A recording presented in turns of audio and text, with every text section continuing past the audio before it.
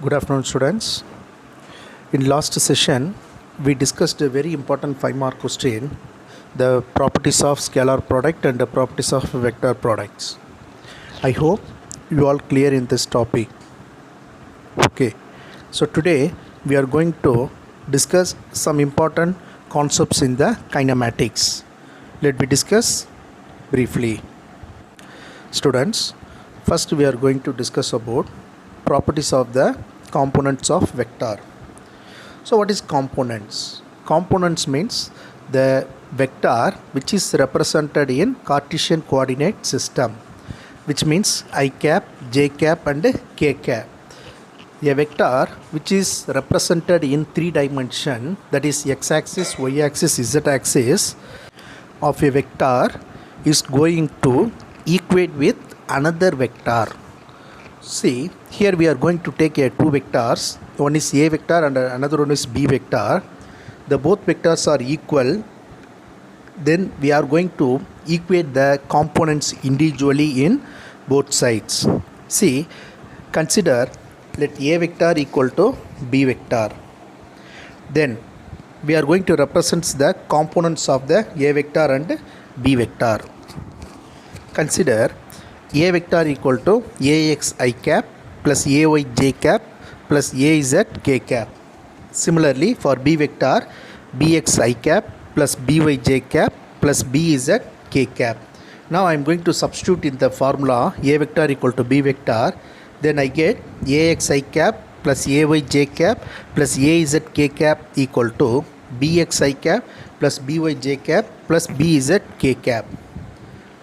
That is, now I am going to equate the same components in either side. For example, now I am going to consider only the x component, means only the x present in the both side. Therefore, so ax equal to bx, likewise ay equal to by, then az equal to bz. So this is known as the properties of component of vectors. Next, we are going to discuss about a very important concept in kinematics, that is position vector. So position vector represents the object moves in which axis, that is the object moves in which component, that is represented as a position vector. Now consider a vector in the position of a particle at any instant of time, which means we can find the particle at any time. We can calculate what is the position of the particle with respect to the frame of reference. Frame of reference means movement. The object is moving with the coordinating system. We know x, y, z components. Now, to find the position vector of particle P, we are going to give the length of the particle from the midpoint, that is represented as r vector. Okay, so the particle is represented as P, the position vector is represented as r vector. Therefore, to calculate the position vector using the Cartesian coordinate system, we get r vector equal to x I cap plus y j cap plus z k cap. Here the xy are the represents the components, that is the position, the axis of the object covered the distance, and the r vector represents the position vector. Now you see the figure. In this diagram represents the 3-dimensional coordination compound. The particle P covers the distance is measured as r vector, that is the position vector. Now the particle P is measured in both sides, that is in x-axis, y-axis and z-axis. Therefore we are representing the particle in both x, y, and z-axis. So this is known as position vector in Cartesian coordinate system. Students, now we are going to discuss about a very familiar topic in physics, that is distance and displacement. In our earlier classes, we studied the concept. Again, we just see what is distance and what is displacement. So first we are going to discuss about distance. The definition of the distance is the actual path traveled by an object is given the interval of time during the motion, which means the distance traveled by a moving object from one point to another point. Okay, from the starting point to the end point, what is the distance traveled by the object with respect to time? This is known as distance. So it is a scalar quantity. The formula for finding distance is distance equal to total distance traveled by the object by time taken. Okay, so the unit of distance is meter per second. The second one, displacement. What is displacement? This is very important. The distance is a scalar quantity. The displacement is a vector quantity, which means the displacement mentioned both the magnitude and direction. See, first we see the definition of the displacement. The shortest distance between the length is known as displacement, which means there are many ways for traveling the object to reach the end point. So among the points, among the travel path, which one is shorter to reach the end point? That is known as displacement. The unit of displacement is meter per second. It is a vector quantity. Okay, so distance is a scalar quantity, displacement is a vector quantity. The both units are same. Students, see the example. The person has to reach his home in three different ways. So the distance A, B, C represents the distance. So the A covers 5 km, the B covers 3 km, and the C covers 6 km. So the A, B, C represents the distance. So among these three, which one is shorter to reach his home? That is known as displacement. That is the shortest path to reach his home. That is known as what? Displacement. Students, next we are going to discuss about the displacement vector in Cartesian coordinate system. That is, using the position vector, we are going to find the displacement. Okay, with the Cartesian coordinates of x-axis, y-axis and z-axis using ijk component.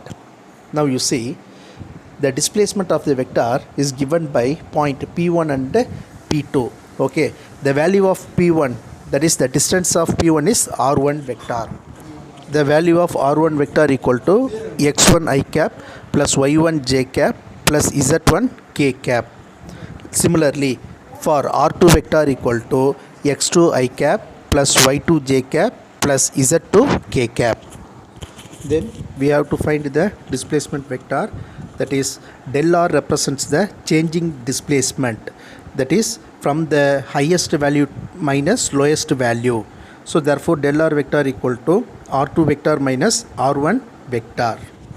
Del R means changing the value. Changing means difference from the two vectors. Okay, from the two values, what is the difference among these two? That is known as del.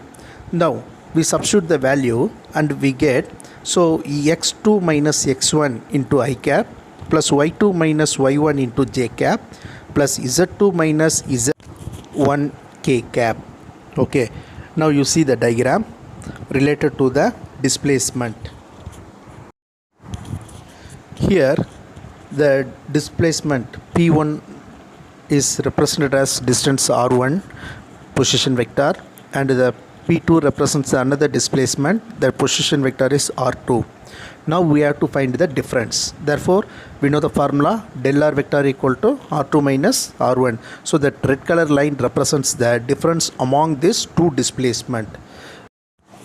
Next we are going to discuss about average velocity. We know the definition of velocity. Velocity equal to rate of change of displacement by time taken. Now we are going to calculate the average velocity, which is the displacement is represented in the position vector. For the average velocity, I am going to take two displacement. One is displacement P1, the distance is R1, and another displacement is P2, the distance is R2. The difference among these two displacement is represented as del R vector equal to R2 minus R1. So with respect to the time, I am going to calculate the average velocity. Therefore, the average velocity is defined as the ratio of the displacement vector to corresponding the time interval. So V average vector equal to del R vector divided by del T. So here V average represents the average velocity and del R vector represents the displacement and del T represents the time taken. So the average velocity is a vector quantity. The unit of average velocity is meter per second. See the diagram. So in x-axis and y-axis I am going to take the two position vectors. One is P1 and P2, that is PQ.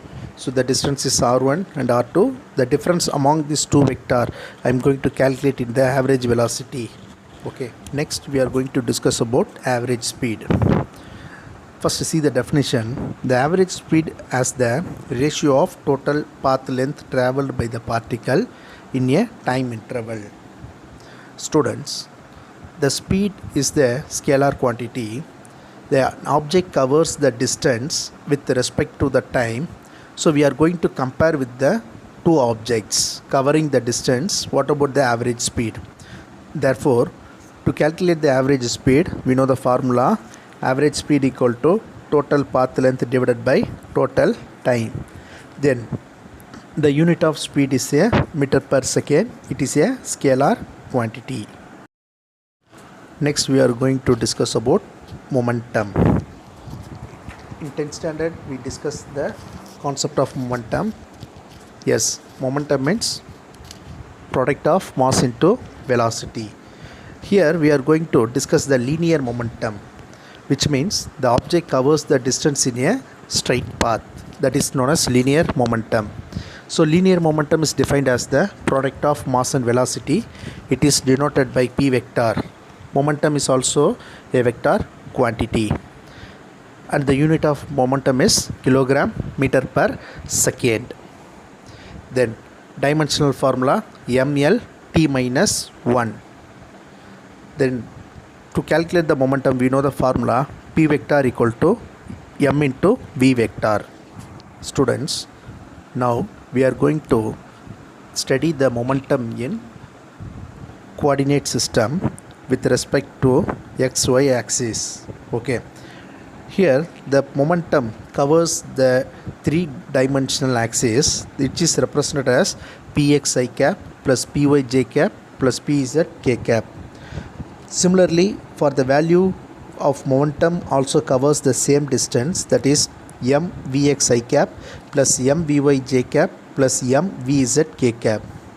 Here the mass remains same, so therefore we never change the mass. Only the velocity will be changed, that only represent in the axis x, y and z axis. For calculating the momentum in x component, we having px equal to m vx. Likewise, y component py equal to m vy. Then z component pz equal to m vz. Students, today's session will be over. Today we discuss only the few general topics in the kinematics. Okay, so you may expect some 2 more questions, so go through thoroughly. Tomorrow we will discuss another some important topics. Thank you.